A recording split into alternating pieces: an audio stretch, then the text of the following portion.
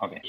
Bueno, antes de comenzar con lo que es la charla, pues voy a hacer un poco de meter la cuña publicitaria que es el Centro de Estudio de Fenómenos de Transporte, donde yo trabajo, y en la Universidad de Oporto. La Universidad de Oporto es una de las más importantes del país, de Portugal. Tiene un total de 14 facultades distribuidas en 3 campus. Este campus de aquí, voy a ver si consigo poner el puntero, aquí está. El campus que está pegando al río Duero es el más antiguo, donde está el rectorado, y el nuestro, que es donde está la facultad, está en el campus de Asprela, se llama, y queda en la carretera, en la autovía 3 que va hacia Galicia, hacia la zona norte, está fuera de la zona turística de la ciudad. Nuestro grupo de investigación está formado por docentes e investigadores de 2 departamentos, el de Ingeniería Química y el de Ingeniería Mecánica. Aquí tenéis una visual del campus, aquí estaría mi despacho y los laboratorios de microfluídica y reología, y aquí estaría el de Ingeniería Mecánica con otros laboratorios que tenemos. Esto solo es el campus de Ingeniería. Tiene civil, mecánica, química, electrónica, informática, es un conglomerado. Y como decía, somos aproximadamente unos 15 docentes y unos 12 investigadores de forma permanente, y podemos tener en torno a 20, 25 alumnos de doctorado y en torno a 20 alumnos de máster cada año. Por eso, si algún día os sigue interesando el tema de la investigación y tenéis algo que os pueda encajar en las cosas que nosotros hacemos, pues las puertas siempre están abiertas, ¿vale? ¿Qué es lo que nosotros hacemos? Fundamentalmente tenemos 2 líneas de trabajo, la de fluido y la de energía. Os podéis imaginar que yo me encajo en esta de aquí, donde tenemos varios temas: biofluidos, relojía computacional, microfluídica, fluido inteligente, flujos no newtonianos. Yo ando jugando un poco entre fluido inteligente, fluido no newtoniano, un poco de microfluídica, relojía computacional a modo usuario, nada de picar código. Y bueno, vengo a contar un poquito de lo que es mi histórico. Patricia ha estado diciendo que mi tesis era sobre relojía, y así fue también durante el primer postdoc, y en el segundo postdoc amplié un poquito el campo de trabajo a la zona de microfluídica. Entonces yo quiero contar por qué es importante ambos temas y cómo yo lo he juntado para aplicaciones industriales, que son de las que os vengo a contar hoy, ¿vale? La reología es la ciencia que se encarga del estudio de la deformación y el flujo de la materia, ¿vale? Es un término que está compuesto por 2 palabras griegas: reo, que significa flujo, y logi, o ciencia, ¿vale? Entonces es la ciencia que estudia el flujo, básicamente, del material. El prefijo reo está en medicina por todos lados. A todo el mundo le sonará, pero en medicina suele estar en la parte de sufijo, ¿vale? Piorrea, gonorrea, verborrea, ¿vale? Todo este tipo significa que hay mucho flujo de palabras, flujo de otras cosas, ¿vale? Menos agradable. Bueno, pues el asunto es que la reología se encarga eso, de estudiar cómo fluyen los materiales reales, y está centrada entre 2 mundos muy ideales: el mundo de la mecánica de Newton, ¿vale? Que define la relación entre tensión y velocidad de formación para fluidos ideales, ¿vale? Donde su viscosidad es constante, y al mismo tiempo esa relación entre tensión y velocidad de formación es lineal, ¿vale? La viscosidad podría ser constante, como veremos más adelante, y seguir siendo un fluido complejo, ¿vale? Y luego estaría también, en el otro extremo del espectro, estaría la mecánica Huckeniana, que se corresponde con la del sólido elástico ideal, ¿vale? Donde la deformación es proporcional al esfuerzo aplicado.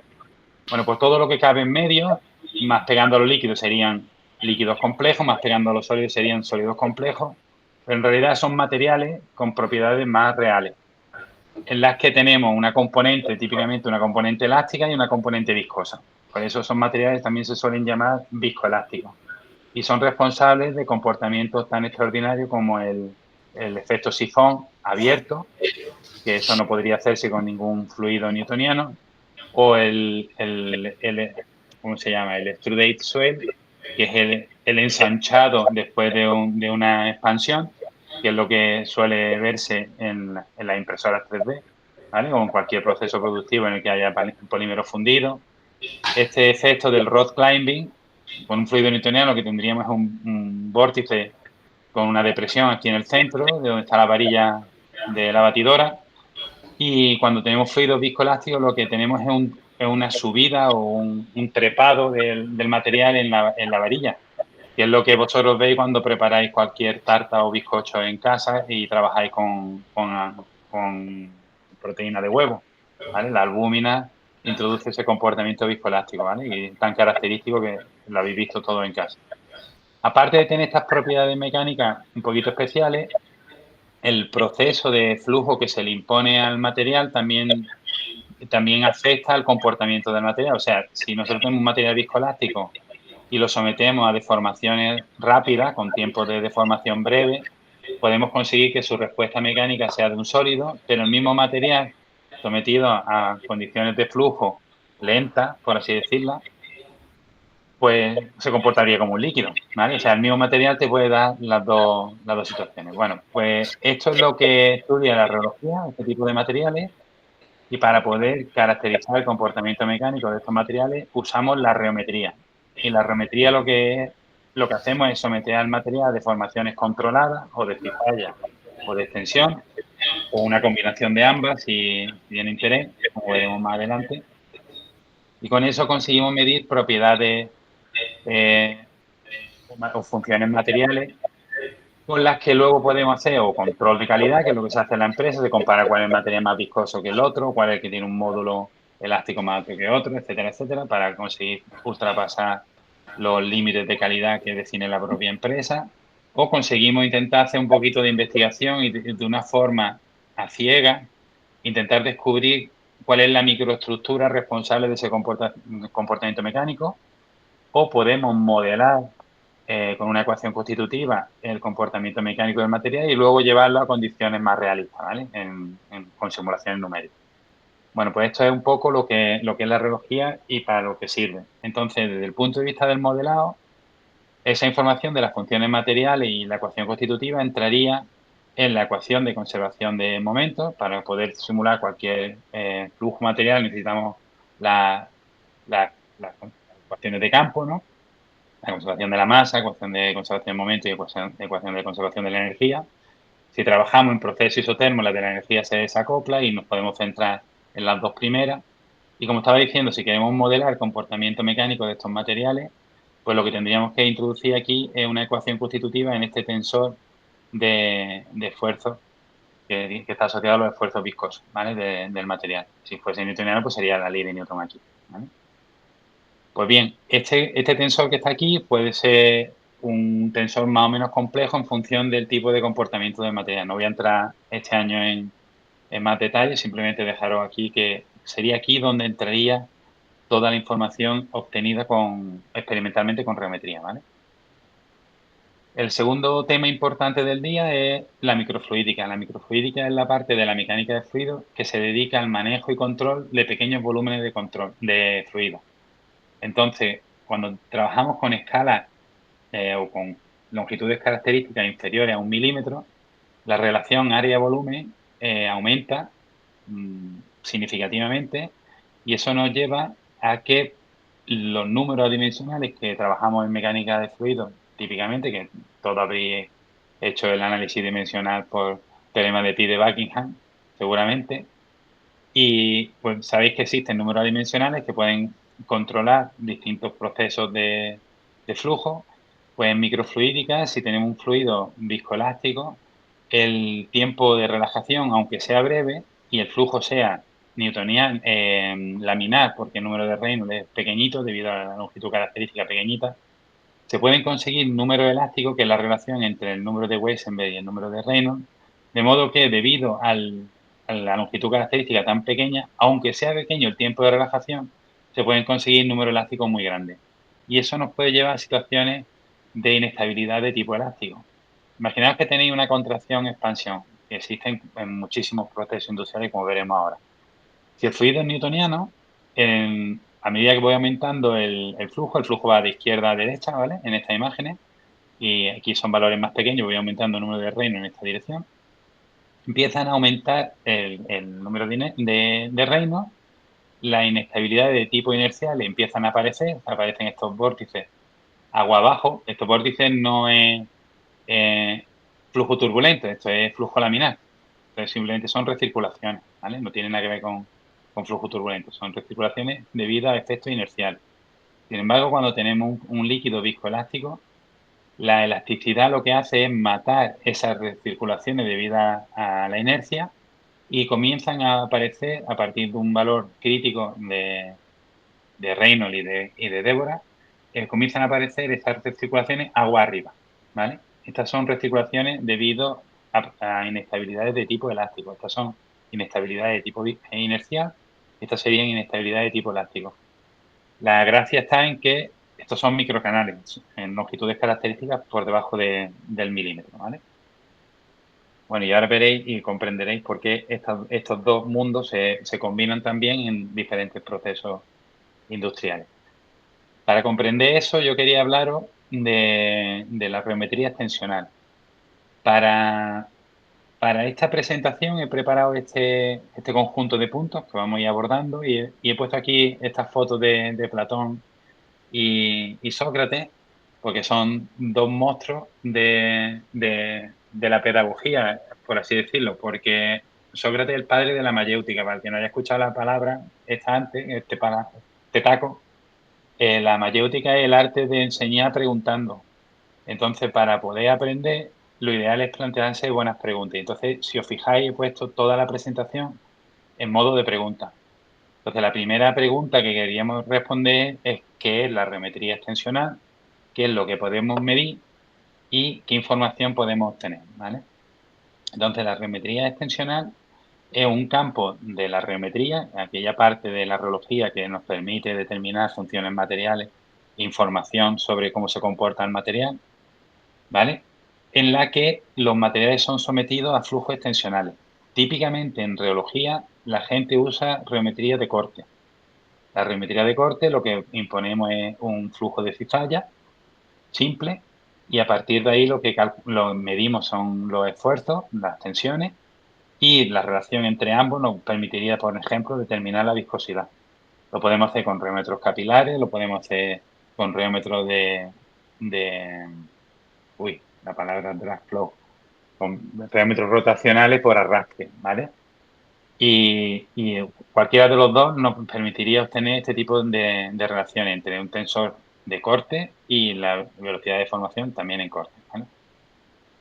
Sin embargo, este tipo de deformaciones solo nos da información en los tensores que quedan fuera de la diagonal principal, ¿vale? Las componentes de corte, ¿vale? Sin embargo, cuando aplicamos geometría extensional, lo que vamos a obtener es información sobre los elementos de la diagonal principal en el tensor de fuerza. Y en función del tipo de flujo extensional que se imponga, podemos tener flujo uniaxial, biaxial o planar, ¿vale? Y cada uno de ellos tiene su importancia para los diferentes procesos industriales. El uniaxial, como veremos, pues tiene importancia en los procesos de estirado de fibras, por ejemplo. El biaxial puede tener interés en los procesos de conformado plástico y el planar también, ¿vale? Para cada uno de ellos, idealmente debería existir un reómetro, que es el aparato que me permite obtener estas mediciones, pero en la realidad obtener condiciones de flujo tan ideales sin efectos de cizalla en simultáneo es realmente complicado. Vamos a hacer una revisión sobre los distintos equipos que existen. Pero antes, eh, existe un paper en la Journal of Rheology, que es la revista de referencia para los que trabajamos en reología, que está abierto al público, no hace falta estar suscrito, en el que podéis ver la cantidad de funciones materiales que se pueden obtener y que con diferentes ensayos, tanto en corte como en extensional. Si os fijáis, una de las tablas de ese artículo dice Non-Linear Viscoelasticity in Extension. Pues esto ya nos da una idea de lo que hace la geometría extensional. Nos va a dar información sobre el comportamiento viscoelástico de los materiales en extensión fuera de su límite elástico, ¿vale? Básicamente es lo que os permite obtener. Hay dos parámetros estrellas dentro de la geometría extensional, que es la viscosidad extensional, que es la resistencia al flujo extensional, y el tiempo de relajación, ¿vale? Que se denota con la letra lambda. Pues bien, como te decía hace un momento, con esta información lo que vamos a hacer, nuevamente podemos hacer control de calidad, analizar cómo es la microestructura internamente y completar o elegir mejor los modelos para simulación, ¿vale? Pues bien, ¿por qué es importante? Pues como estaba diciendo antes, hay un montón de procesos industriales en los que el flujo extensional es importante. Imaginaros la boquilla que alimenta un proceso de inyección por moldeo a al molde, ¿vale? En todos los flujos donde tengáis procesos de contracción y expansión, en la zona central vais a tener siempre flujo extensional, ¿vale? Por la cinemática del propio fluido, del propio flujo. En termoformado, pues igual. Aquí, por ejemplo, sería un claro ejemplo de flujo extensional planar, ¿vale? Los procesados de espinado, ya sea por melt spinning, por electrospinning o por weight spinning, cualquier uno de ellos, la información sobre el flujo uniaxial sería importante. Luego en los procesos de soplado. En la gastronomía, los procesados de alimentos. Es muy importante si estamos intentando desarrollar un producto que permita a la gente con problemas disfuncional para tragar, que tenga disfagia, pues la radiología extensional es importante porque necesitamos saber cómo el bolo alimenticio se va a estirar cuando pase de esta zona donde tiene un mayor volumen a esta zona más estrecha, ¿vale? Existe un flujo de compresión, por así decirlo, y vamos a tener un flujo extensional sometiendo a nuestro material. Para las propiedades organolépticas, mismo dentro de la boca, no es lo mismo un queso más chicloso que un queso que se parta con facilidad. Siempre en ese proceso de masticado vamos a tener flujo extensional. Cuando preparamos suspensiones, la estabilidad de esas suspensiones, cuando son procesadas, también son sometidas a flujos extensionales. Cuando queremos dispersar sólidos o líquidos en otra matriz, vamos a tener que tener en cuenta que los procesos extensionales consiguen aplicar fuerzas muy superiores a las fuerzas que aplican los flujos en cizallas, etcétera, etcétera. Hay una serie de procesos. En la industria farmacéutica existe el proceso de spray drying, que lo que hace es pasamos el fluido por una boquilla que al mismo tiempo está rotando y se genera un cono, una lámina con forma de cono que luego por inestabilidad de tipo Rayleigh se van a crear pequeños filamentos y los filamentos se van a partir en gotas. Todo eso está sometido a flujo extensional en los procesos de impresión de tinta electrónica, en la fabricación aditiva por filamentos fundidos. En fin, en aplicaciones como esta que estamos desarrollando en nuestro grupo, que tiene que ver con aplicar flujos o fluidos complejos en matrices de corcho o espuma, mediante el embebido de una red de microcanales. Nosotros colocamos esos fluidos siempre en condiciones de contracción y expansión porque nos permiten maximizar la pérdida de carga en flujo. Vosotros sabréis por la ley de Hagen-Poiseuille que cuando el flujo está desarrollado, el laminar, el fluido newtoniano, etcétera, etcétera, la caída de presión es proporcional a la viscosidad. Bueno, pues eso es la zona donde el flujo ya está desarrollado. Las caídas de presión son mucho mayores en las zonas de entrada y de salida. Pues en esas zonas de entrada y salida el flujo extensional también es importante, ¿vale? Porque pasamos de una zona de mayor volumen a una zona de menor volumen y el fluido necesariamente, para preservar la conservación de la masa, se tiene que acelerar. Pues ahí tenemos también flujo extensional interesante y en función de las propiedades del material, un mismo material sometido a velocidades de extensión bajitas te da un comportamiento newtoniano, un poquito más alta te da este comportamiento viscoelástico y aún a velocidades más altas el mismo fluido te da comportamiento de fractura frágil. Entonces, la geometría extensional está en un montón de procesos. Existe un proyecto también de investigación aquí en el grupo que está liderado por Laura, que tiene que ver sobre la caracterización de las propiedades reológicas de la sangre cuando están cargadas con partículas magnéticas. y puede tener interés en aplicaciones como, por ejemplo, la de desarrollo de fármacos a la carta para diferentes pacientes oncológicos en los que querramos, por ejemplo, llevar algún fármaco a una zona concreta del cuerpo, ¿vale? Por el torrente sanguíneo.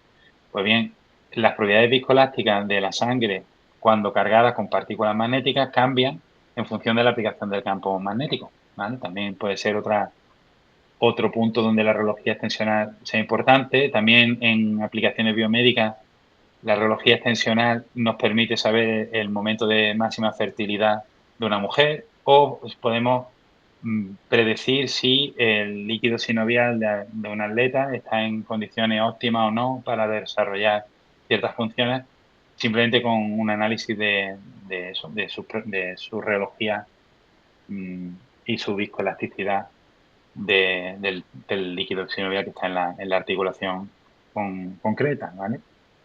Pues bien, esas serían aplicaciones donde la reometría extensional sería importante. Bien, pues ya sabemos lo que es, para qué sirve, por qué es importante y en este sentido, ¿por qué son diferentes la reometría extensional y de cizalla? Tiene que ver con la cinemática de flujo. Vamos a analizar un poquito en profundidad la cinemática de flujo de un flujo en cizalla. Imaginaros el típico flujo de Couette entre dos placas paralelas, la de abajo está parada, la de arriba se mueve con velocidad constante. Vamos a suponer que estamos en condición ideal y el flujo es laminar, perfectamente lineal, ¿vale? El campo de velocidades. Si tenemos esa situación, el tensor de velocidad de formación tendrá esta forma de aquí, ¿vale? Se define con esta suma de los gradientes de velocidad, el gradiente de velocidad y el traspuesto. Entonces, como veis, tenemos dos elementos fuera de la diagonal principal que nos definen la velocidad de deformación. Pues bien, esa velocidad de deformación, si analizamos, por ejemplo, una partícula fluida que estuviese en estado inicial aquí, podemos ver que el material se está estirando proporcionalmente al tiempo con esa velocidad de deformación. Pues bien, eso hace que este flujo de cizalla sea un flujo, digamos, suave, ¿vale? No demasiado agresivo con el material. En este tipo de flujo de cizalla, ¿vale? Conseguimos medir apenas las propiedades si el fluido fuese newtoniano, conseguiríamos, o inelástico, conseguiríamos saber las componentes del tensor de esfuerzo, tau 1, 2 o 2, 1, ¿vale? Que el resto serían cero. Bueno, cero no, sería cero la diferencia en la parte diagonal, de la diagonal principal, de los componentes de la diagonal principal, ¿vale? Si el fluido fuese viscoelástico, conseguiríamos sacar la dependencia de estos dos componentes, tau 1, 2 y tau 2, 1 con la velocidad de deformación, ¿vale? Y podríamos ver si tiene shear thinning, shear thickening, etcétera, etcétera. Y conseguiríamos también, si el fluido fuese viscoelástico, relacionar los esfuerzos normales entre el tau 1, 1 y el tau 2, 2 o el tau 2, 3, 3 y el tau 2, 2, pero no los conseguiríamos de forma aislada, ¿vale? Entonces, la información sobre esta parte del tensor estaría un poco oculta. Ese sería otro de los defectos que tendría esta cinemática del flujo en cizalla. Sin embargo, cuando sometemos nuestro material a un flujo extensional, el flujo ya tiene una cinemática tridimensional, ¿vale? Por así decir, tenemos partículas que están acercándose a la zona donde va a ser estirada y luego en la zona de estirado se van a separar. Pues bien, en ese sentido, nuestra componente, nuestro campo de velocidad tendría las tres componentes, ¿vale? Y si aplicamos la misma definición del tensor de velocidad de deformación, conseguimos elementos en la diagonal principal para el tensor de velocidad de deformación. Pues bien, calculando el segundo invariante, vemos que comparando con el de velocidad de deformación anterior, con el de cizalla, aquí, este sería el elemento de shear, ¿vale? Este sería su definición con el segundo invariante. Vemos que el flujo extensional es sensiblemente más agresivo, es un 73% más intenso que el de cizalla, ¿vale? Eso por un lado. Y luego, por otro lado, al mismo tiempo, si analizamos lo que le pasa a una partícula fluida en la zona donde está siendo estirada, la separación ya no es proporcional a la velocidad de deformación, sino que es una separación exponencial, ¿vale? Entonces, eso lo hace altamente interesante para conseguir caracterizar mejor nuestro material, ¿vale? Cuando estamos analizando qué le va a pasar en procesos donde el flujo tensional es importante, ¿vale? Por eso no podemos obviar esta técnica de caracterización. Y al mismo tiempo, en cuanto que en el flujo de cizalla apenas conseguíamos sacar la diferencia entre los elementos del tensor en la diagonal principal, en el de extensión conseguimos medir cuánto es exactamente el valor en el tau 1,1 o en el tau 2,2, ¿vale? Y conseguimos cuantificar bien la viscosidad extensional, ¿vale? Para eso necesitamos reómetro, ¿vale? Esto era en cuanto a la uniaxial, pero podríamos tener la condición biaxial o la condición planar, ¿vale? De la misma forma, haciendo el mismo tipo de análisis. No me voy a extender en eso, entre otras cosas, porque de estos dos reómetros no existe ninguno en el mercado que nos permita obtener, solo existen de este tipo, de tipo uniaxial, ¿vale? Entonces, ¿cómo vamos a poder realizar este tipo de caracterización mecánica en flujo extensional? Pues existe una gama de reómetros que permiten aplicar flujo uniaxial, ¿vale? Estiro en una dirección y comprimo en las otras dos, que dependerá su elección de las características de nuestro propio material. Estamos trabajando con materiales muy viscosos, como polímeros fundidos. Existen dos geometrías que se pueden acoplar a un reómetro rotacional, que son estas dos de aquí, que nos permiten, con una serie de rodillos, como veremos ahora después, aplicar una extensión en el material en la dirección perpendicular a la rotación, ¿vale?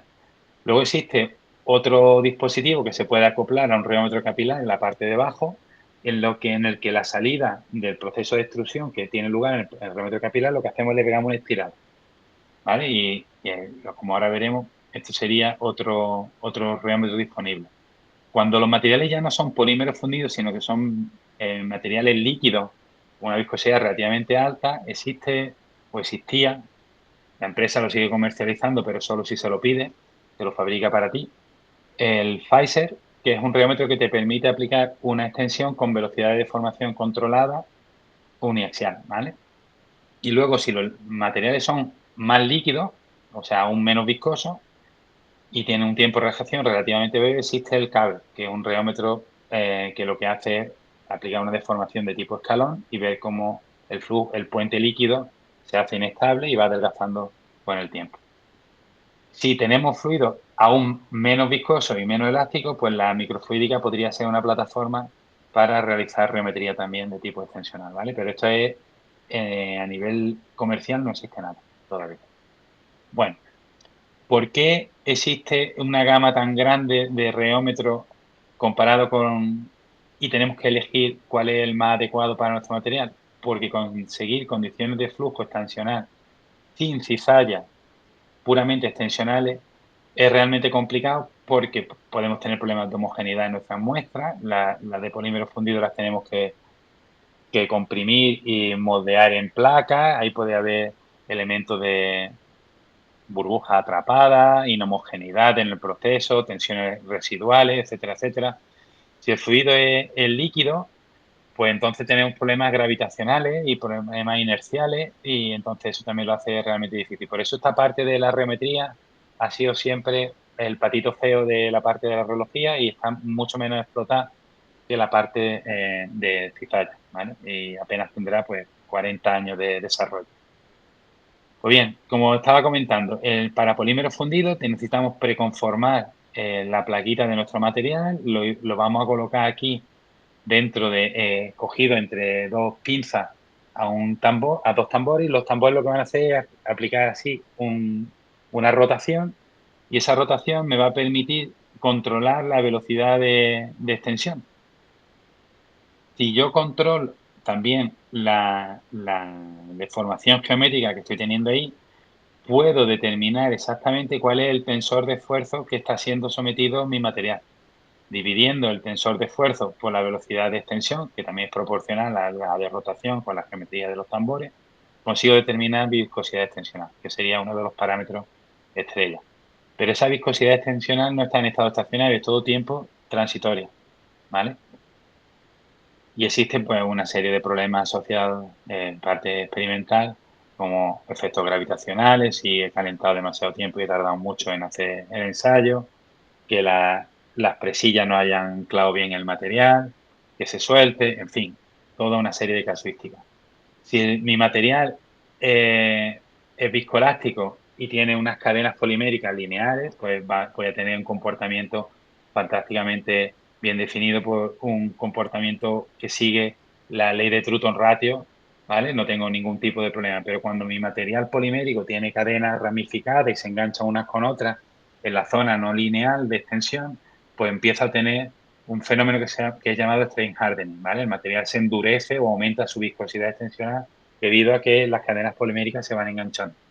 ¿Vale? Todo ese tipo de análisis se puede hacer y es muy importante para la industria de procesado de polímeros.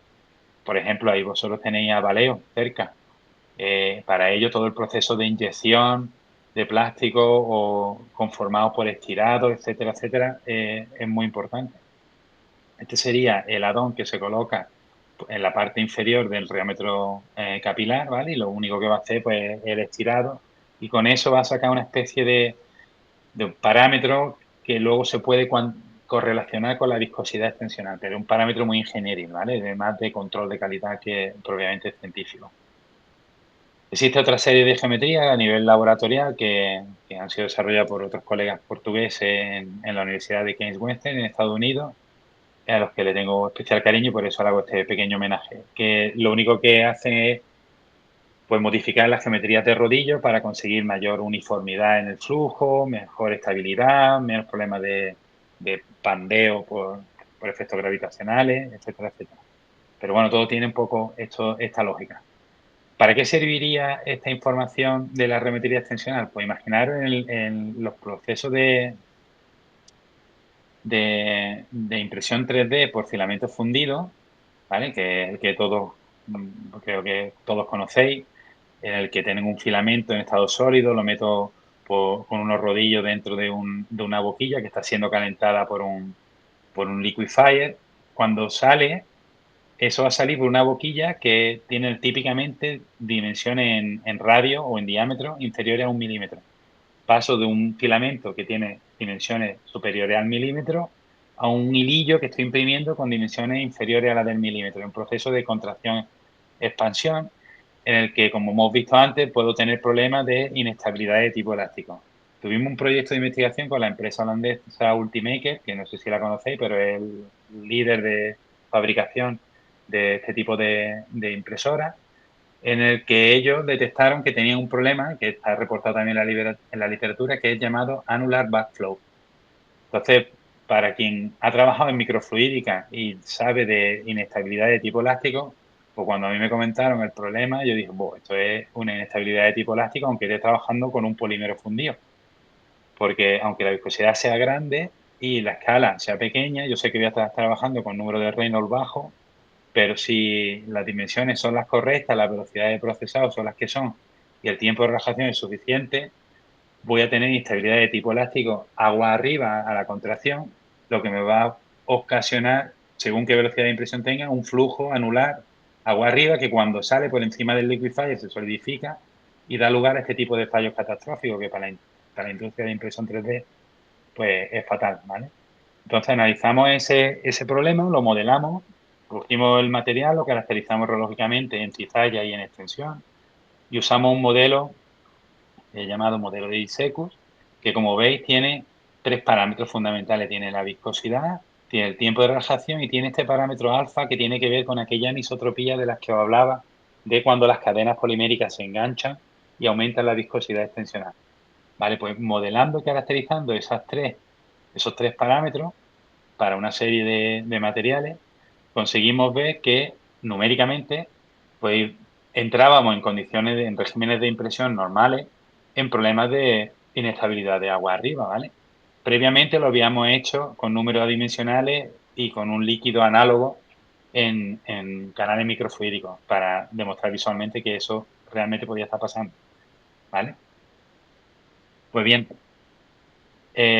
vimos que los datos experimentales de las fuerzas que iba sintiendo los rodillos que meten el filamento dentro de la impresora quedaban muy por encima de los valores de caída de presión que estaba dando el modelo, porque el modelo apenas usaba la zona de filamento fundido, ¿vale? El modelo no consideraba lo que pasaba por aquí del annular backflow. Nosotros estábamos considerando que todo el material que estaba fundiéndose estaba saliendo hacia afuera. Pues bien, la contribución de ese annular backflow es la que representa este salto entre la presión que está metiendo el rodillo y la que estábamos simulando numéricamente. Como la empresa no se creía que el modelo estuviese funcionando así de bien, desarrollaron un sensor de presiones en la boquilla de la extrusora, ¿vale? Y vimos que las medidas de presión que ellos hicieron en Holanda se clavaban bastante bien en cuanto a la velocidad de flujo con el inicio de esas inestabilidades que nosotros detectábamos a nivel numérico. Y repetimos el análisis para una serie de polímeros comerciales. En lugar de agrupar estos polímeros por su cristalinidad, si son polímeros lineales, si son no lineales, como yo no soy ingeniero químico, que yo soy como Patricio, industrial, pues lo que hicimos fue agrupar esos polímeros en función de sus tres parámetros reológicos, el tiempo de relajación, el parámetro de anisotropía y la viscosidad de cizalla.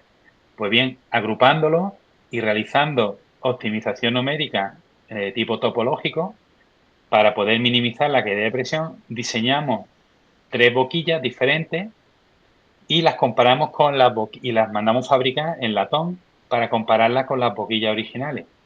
Y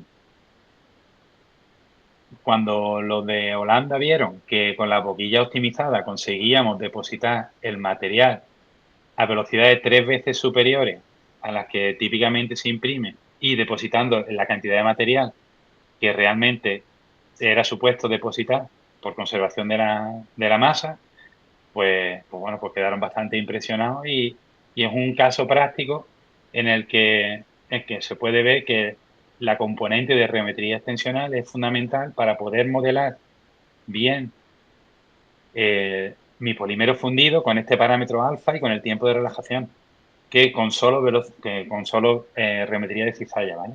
Ese sería un caso práctico. Si alguno está interesado en más cosas de geometría extensional para polímero fundido, porque sé que la industria de Valeo tiene ahí un peso fuerte en Jaén, pues existen estos webinars que están gratuitos en YouTube, ¿vale? Que si os interesa, pues son gente de renombre a nivel mundial. Y luego están estas dos empresas que son las que fabrican los reómetros y que también coloca esta parte desde el punto de vista eh, técnico y de caracterización que puede ser interesante para vosotros.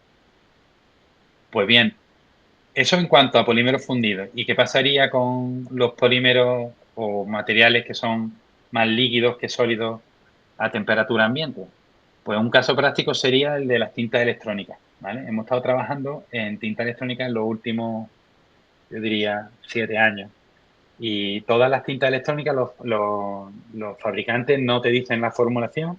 Nosotros sabemos que tiene la parte de las partículas, que es la que permite dar el asunto funcional, si quiero que conduzca o si quiero que tenga unas propiedades ópticas o mecánicas, las que sean.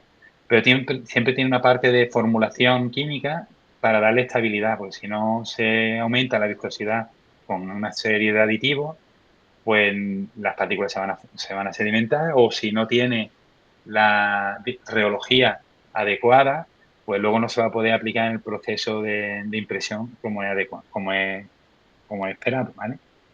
Entonces, para remetría extensional de materiales tipo líquido, ya os dije antes que estaba el Pfizer. El Pfizer lo que hace es genera un puente líquido entre dos cilindros y lo que hacemos es medir el diámetro mínimo de ese puente líquido controlando la velocidad de extensión, todo el rato teniendo en cuenta esa velocidad de extensión. Pues bien, si colocamos aquí debajo un sensor, podemos directamente medir las tensiones que estamos teniendo en el material, dividido por la velocidad de deformación, vamos a conseguir la viscosidad de extensión, ¿vale? Pues bien, esto es lo que hace el Pfizer, como os decía, ¿vale? Su versión más moderna es el Vader, que desde el 2015 lo comercializa una empresa danesa. Y luego estaría el Caber, que lo que hace es diferente. El Caber no controla la velocidad de extensión, sino que lo único que controla es la deformación impuesta en un salto escalón, ¿vale? O sea, yo estoy con mis filamentos metido entre un puente líquido, haciendo un puente líquido entre dos platos, y lo que hago es, de forma súbita, lo llevo a una situación final con una relación de aspecto diferente en el que el puente líquido ya no es estable, ¿vale? No es estable porque la tensión superficial gana a la fuerza interna debido a la viscosidad y a la elasticidad del material. Y entonces lo que hace es que el filamento va a ir muriendo con el tiempo, ¿vale? Se va a ir adelgazando hasta que parta. Pues bien, en ese proceso de adelgazamiento, si nosotros registramos cuánto mide el diámetro mínimo con el tiempo, se consigue correlacionar con la velocidad de deformación. Pues bien, esa velocidad de deformación, si yo consigo medir o estimar el esfuerzo al que está siendo sometido en cada instante el material, dividiendo uno por el otro, consigo mi velocidad, en mi viscosidad extensional aparente. Otro parámetro importante es el tiempo de relajación, ¿vale? Que se puede medir directamente con esa evolución del diámetro con el tiempo. En función de cómo es la morfología de mi líquido cuando está muriendo en este reómetro, puedo saber qué tipo de comportamiento reológico está teniendo, si es un viscoplástico de tipo Bingham con gel estrés, o si es un tipo Power Law, o si es un newtoniano, o si es un viscoelástico, o si es elástico, ¿vale? Ese tipo de comportamiento está modelado teóricamente en la literatura, entonces yo registrando la evolución temporal del diámetro con el tiempo, pues consigo estimar el tiempo de relajación que estaría aquí. Este sería el parámetro lambda del que hablábamos antes. Pues bien, este tipo de dispositivo tiene un problema que es el problema de tipo inercial. Como veis aquí, la ruptura debía producirse en la zona blanca, pero cuando mis líquidos tienen una viscosidad o un tiempo de relajación muy breve, lo que va a pasar es que van a aparecer problemas inerciales y gravitacionales. Para eliminar ese efecto, Laura, mi colega de la que hablaba antes del proyecto de Magnetic Block, en el año 2010 definió un protocolo de experimentación que es llamado el Slow Retraction Method, y lo único que hace es separar muy despacio las placas de este reómetro, tan despacio que el líquido casi no se entera de que lo estamos estirando. Entonces lo estamos llevando a diferentes estados de desequilibrio, y una vez que alcanza el desequilibrio, pues rápidamente va a adelgazar el filamento y me va a eliminar todos estos problemas inerciales, y la ruptura va a ser simétrica, sin problemas gravitacionales. Bueno, pues esta es la metodología que normalmente la gente utiliza para tintas de baja viscosidad y baja elasticidad. Este reómetro quedó descomercializado, o está fuera de comercialización en el año 2023, pero lo ha cogido una empresa japonesa y le ha dado un restyling y lo ha puesto en el mercado de nuevo, ¿vale? Ha empezado a comercializarse este año. Y hace exactamente lo mismo. Lo único que incorpora ahora es una cámara de alta velocidad para poder observar, en lugar de medir con un láser micrométrico, la evolución del diámetro con el tiempo. Pues bien, existen otras técnicas que están en la literatura que te permiten hacer exactamente lo mismo, pero no hay ninguno comercial que lo haga, ¿vale? Es salvo este de aquí, el Trillet. El Trillet es una combinación del Pfizer y del Calv, que lo que hace es me analiza la evolución del diámetro con el tiempo y al mismo tiempo me controla la velocidad de deformación. Y utiliza una cámara de alta velocidad, ¿vale? Y con él se consigue que no existan estos problemas inerciales de los que hablaba antes, y conseguimos caracterizar la electricidad de líquidos que típicamente son usados en tinta. Consigo determinar el tiempo de relajación y consigo determinar la viscosidad.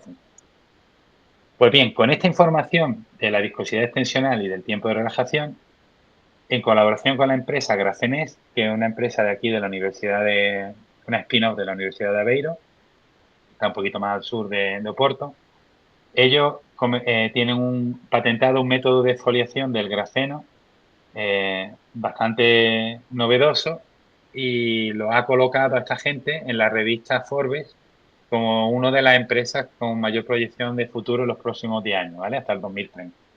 Pues bien, esta gente comercializa también una serie de tintas para distintas aplicaciones electrónicas. Sobre todo, ellos están preocupados en la protección de dispositivos electrónicos frente a radiación electromagnética, ¿vale?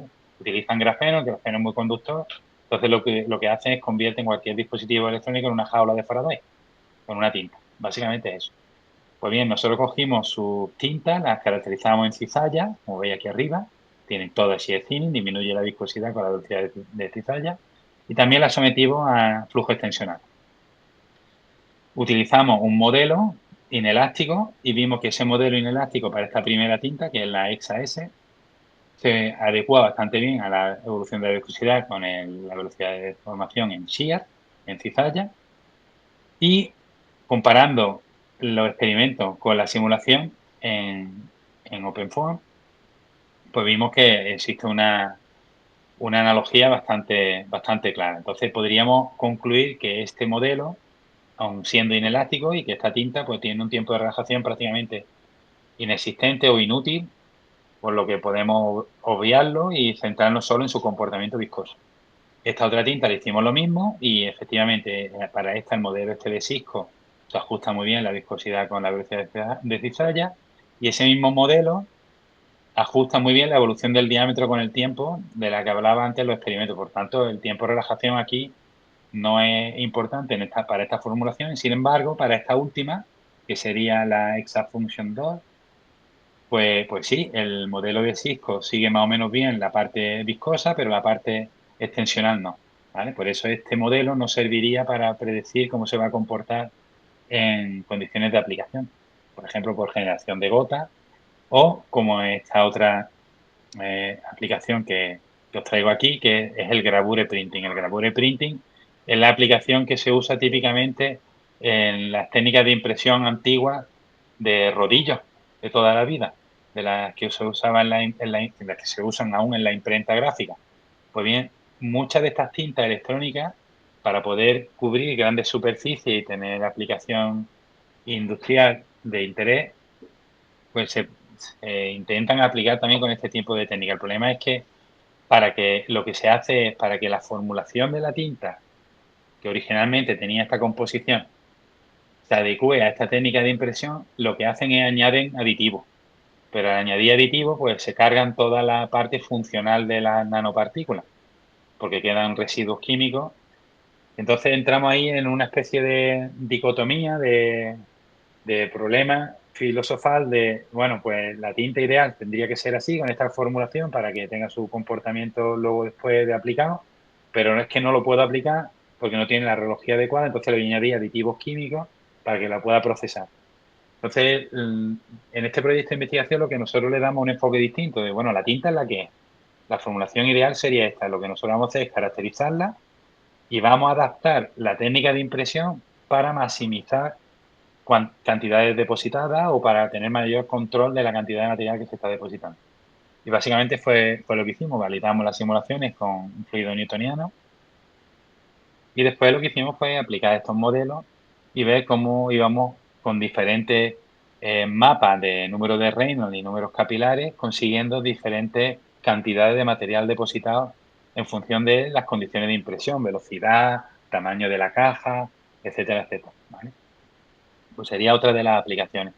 Otras aplicaciones para las tintas electrónicas sería la inyección por técnicas de drop on demand, como las que tenemos en la impresora LaserJet, que tenéis cada uno en vuestra casa y probablemente en la oficina, o con esta otra de Electrohydrodynamic Jet Printing. Voy a contar un poco la diferencia. La diferencia está en que cuando usamos el drop on demand, no estamos aplicando campo externo. Entonces, típicamente lo que se consiguen son tamaños de gotas más gordas que el diámetro de boquilla que se está usando, ¿vale? Entonces, en este estudio lo que hicimos fue correlacionar las propiedades reológicas con la relación de tamaño eh, entre la gota generada y el diámetro interno de la boquilla. Esto es nuevamente la aplicación del teorema Pi-Buckingham, que tantos dolores de cabeza da nuestro estudiante, Patricio, pero llevado al mundo real. Y entonces, pues nada, se confirma que los números dimensionales importan, conseguimos predecir el tamaño de gota en función de ello, y aparece aquí este número dimensional, que es el Weisenberg, donde aparece el tiempo de relajación de las propiedades viscoelásticas de nuestras tintas, que también participan en el tamaño de gota, ¿vale? Que normalmente cuando consideramos fluido newtoniano, pues no aparecería, ¿vale? Pues bien, si queremos disminuir el tamaño de gota, que es lo que le interesa a la industria de las tintas electrónicas, porque así conseguimos aumentar la resolución. Lo que necesitamos es aplicar otra fuerza extra que le pegue un tirón a la gota y me la lleve a condiciones más extremas y con tamaños más pequeños. Pues bien, lo que se hace es aplicar un campo eléctrico que es responsable por esa fuerza externa y, como podéis imaginar, lo que hace ese campo, ese voltaje, aplica un campo eléctrico alineado con la dirección del flujo. El flujo aquí está sometido a flujo extensional, que es el flujo estrella de esta presentación. ¿Vale? Entonces, nos obliga a caracterizar reológicamente las tintas en flujo extensional bajo la aplicación de un campo eléctrico. Pues bien, ¿qué es lo que pasa? Que no existen dispositivos comerciales que permitan aplicar geometría extensional con la aplicación de campo eléctrico. Existen cizallas, unas células electrorológicas que aplican un campo eléctrico perpendicular a la dirección del flujo, pero no existe nada en la dirección cuando tenemos flujo extensional. Lo que la gente hace es coger esos reómetros de placa a placa y aplicar o estirado o compresión en la muestra, pero como podéis ver, todas las zonas que quedan cerca de los bordes de la placa no tienen un flujo extensional puro. El flujo extensional puro apenas ocurre en el centro geométrico del volumen de líquido. Entonces eso me lleva a configuraciones geométricas poco ideales y que no tienen interés para su caracterización. Entonces estamos un poco capados en cuanto a caracterización reológica cuando tenemos tintas que van a ser sometidas a campo eléctrico. Es como si fuésemos al Louvre y viésemos la Gioconda, un cuarto de ella, ¿vale? Pues te pierdes gran parte de lo que está pasando. ¿Por qué? Porque, como decía antes, la cizalla y el campo eléctrico están aplicados de forma perpendicular. Lo que hicimos aquí en el grupo fue desarrollar una célula electrorológica para el CABER, que consiste en aplicar campo eléctrico a los platos, ¿vale? Electrificar los platos. Pasa que una cosa que es tan sencilla, luego desde el punto de vista experimental se convierte en una cosa bastante compleja.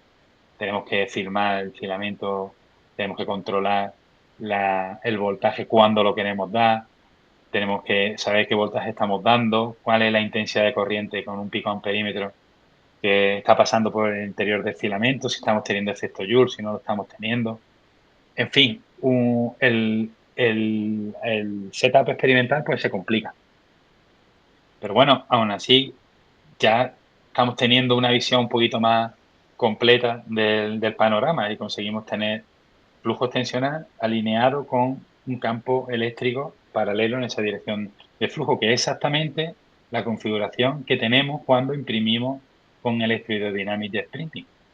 Pues bien, con este tipo de caracterización hicimos la caracterización en cizalla y en extensión de nuestras cintas electrónicas con campo eléctrico y determinamos cuál es la relación de diámetro, tamaño de boquilla y vimos que efectivamente conseguimos tener gotas mucho menores a las que generamos. Todo esto es trabajo experimental, ¿vale?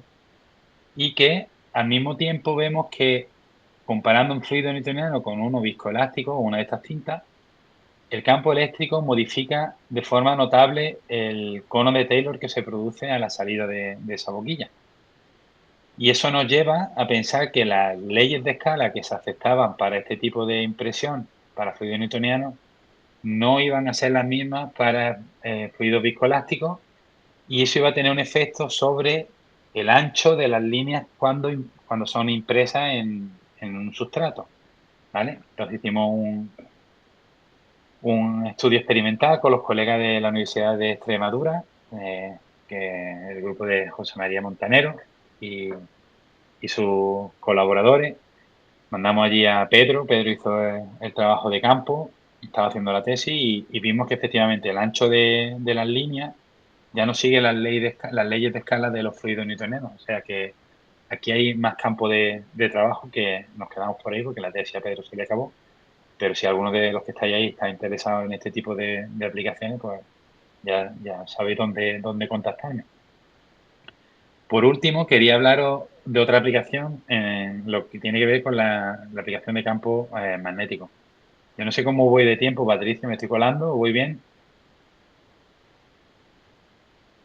Pues yo te veo bastante bien, son las 11 menos cuarto. Vale, pues sigo. Vale, gracias. Si en algún momento me queréis parar, Me interrumpí porque no hay cualquier cosa que sea muy interesante. vale, luego habrá tiempo para preguntas, pero vamos, yo creo que es que hablo muy rápido, pero por eso no tengo mucho control de si se me está siguiendo, si no se me sigue, cómo voy con el tiempo. Bueno, otra aplicación que quería contaros es la combinación de flujo extensional con magnetorología. En 2018 tuvimos un proyecto de investigación que tenía que ver con la utilización de ferrofluidos para la limpieza del océano. Esto puede ser una idea un poco peregrina, pero tiene mucho sentido. Os voy a contar más o menos el encuadre. La idea es que cuando tenemos un derrame en el mar, si el petróleo o el fluido que se está vertiendo es menos denso que el agua, bien, ¿vale? El agua del mar es más densa que el agua, sabéis que tiene en torno a 1,2 de densidad, ¿vale? Si nuestro líquido tiene menos densidad, va a flotar. Y si al mismo tiempo el agua está tranquila, pues podéis utilizar los esquimes, que son esa especie de redes que usan los barcos para ir arrastrando el agua y luego pues ir bombeando el agua sucia a cubierta. El problema está en que este tipo de situaciones ideales casi nunca se da. Normalmente el material que se vierte es más denso que el agua del mar, empieza a hundirse y al mismo tiempo las aguas, sobre todo los océanos Atlántico y Pacífico, no son ni mucho menos tranquilas, sino que son agitadas y eso lo que hace es rompe estas balsas en pequeñas cantidades, lo que hace que los esquímenes sean completamente inútiles. Existía y existe aún, está vivo, un profesor en el MIT que propuso, después del vertido que hubo, no sé si acordáis, un vertido que hubo súper grande en el Golfo de México por la empresa British Petroleum, la BP, pues hubo un vertido gigante y eso dio cabo de un montón de especies y tuvo un impacto económico brutal para la región, sobre todo en Estados Unidos.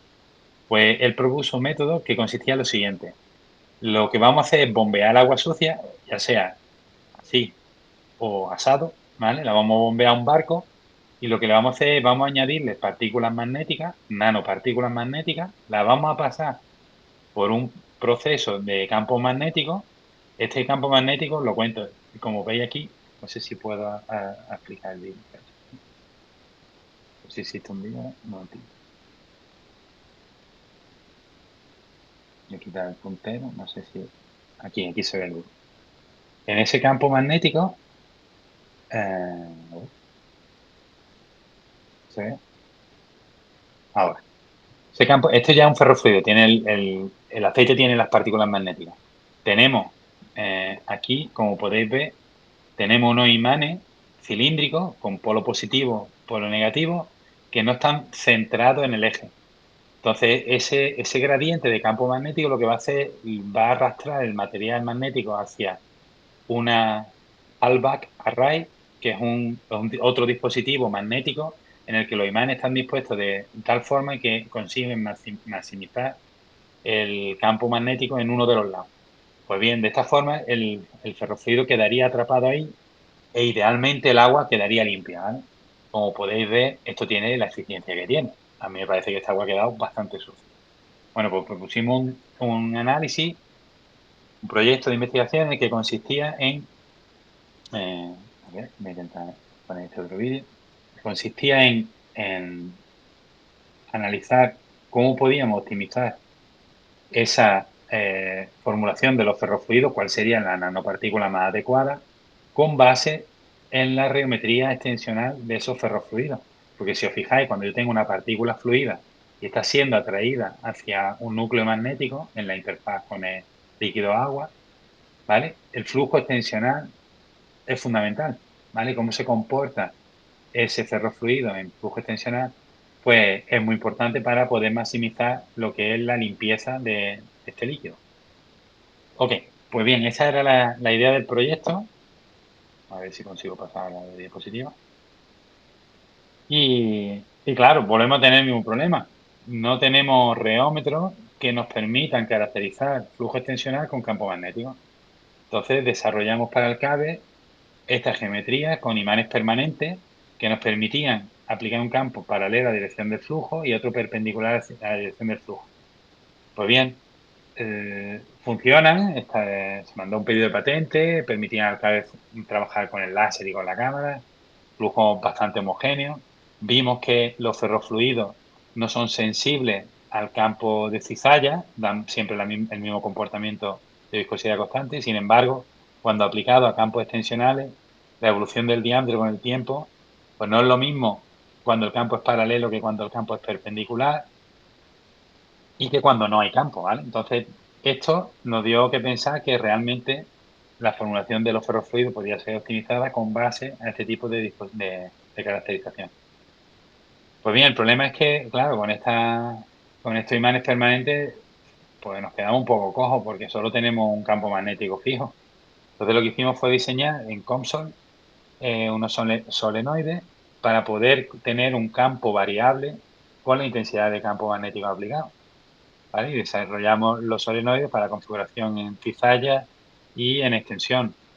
Los bobinamos, los fabricamos, los caracterizamos, vimos que no eran tan ideales en la práctica como en la simulación, porque el núcleo de hierro no es tan ideal como el de la simulación, porque el bobinado no es tan perfecto, porque el material se calienta y entonces empieza a saturar magnéticamente, en fin. Pero mismo así conseguimos ver que diferentes ferrofluidos con diferentes formulaciones daban respuestas magnetorrológicas en extensión completamente distintas, ¿vale? Y a partir de ahí empezamos a ver cuál era la eficiencia en la limpieza. Conseguimos tener limpieza que aparentemente quedaba el agua transparente, pero luego hicimos un análisis de mortalidad de los pececitos y no sobrevivió ninguno.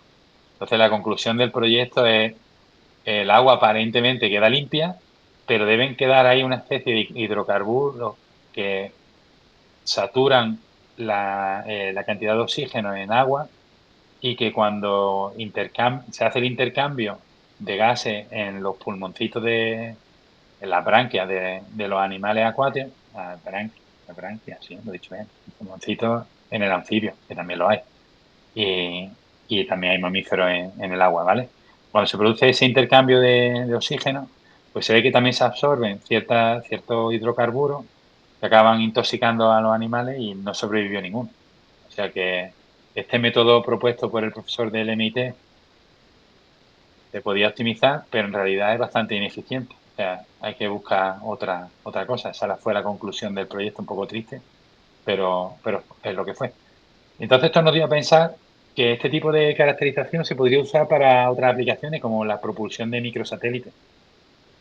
En los microsatélites lo que se utilizan típicamente son líquidos iónicos y se le aplica un campo eléctrico, pero hay un grupo en esta universidad pienso que es una universidad de Michigan, exactamente, una universidad de Michigan que colabora con el Departamento de Defensa de Estados Unidos, que se le ocurrió la idea de incorporarle además partículas magnéticas. Entonces, conseguimos un flujo extensional, ¿vale? Con la propia eyección del material que viene de un depósito para un flujo en chorro. Pues bien, si le combinamos eso con campo magnético y campo eléctrico, conseguimos tener picos pues, más afinados y con eso conseguir optimizar el proceso de propulsión. Pues bien, para eso necesitaríamos caracterizar nuestro material bajo flujo extensional, con campo eléctrico, con campo magnético en simultáneo. Y pensamos, joder, pues sí que lo tenemos todo. ¿Por qué no lo hacemos? En este momento lo que se podría hacer es una caracterización de un octavo de las configuraciones posibles. O sea, eso es viendo el Louvre, a la Gioconda es que no le vemos ni la coronilla. Y pensamos, pues eso, que lo podemos montar, que nosotros tenemos todos los dispositivos ya preparados, ¿por qué no lo hacemos? Y empezamos a montarlo y vemos que se puede combinar. El asunto es que, aunque experimentalmente vimos que realmente tiene efecto, pues esto es un proceso de experimentación bastante complicado que está work in progress, esperando a que venga la persona adecuada, con las ganas a tope, que la motivación cubre todas las carencias de conocimiento. O sea, que el que pueda pensar que esto es súper complicado, esto no es para mí, no pasa nada. Hay cosas en la literatura y a partir de ahí aprendemos todo. Así que no hay miedo. Yo no sabía nada de esto antes de empezar. Yo estaba completamente pegado. Pero fallando es como más aprendemos. Así que nada, lo único que hay que echarle un poco de coraje al asunto y si alguien tiene interés y estas cosas le parecen chulas, pues que se venga por aquí. ¿Vale? Pedimos una beca o hacemos un proyecto de investigación y intentamos financiar un doctorando. Y nada, esto como podéis imaginar no es trabajo de un solo hombre, sino que hay muchísimas personas, estas son las más destacadas, profesores, investigadores, alumnos de doctorado, alumnos de máster de diferentes instituciones, de un lado del Atlántico y de este otro, en Europa, en España, en Portugal, y todos los proyectos de investigación o los más representativos que han permitido la construcción de estos equipos, ya hace tiempo.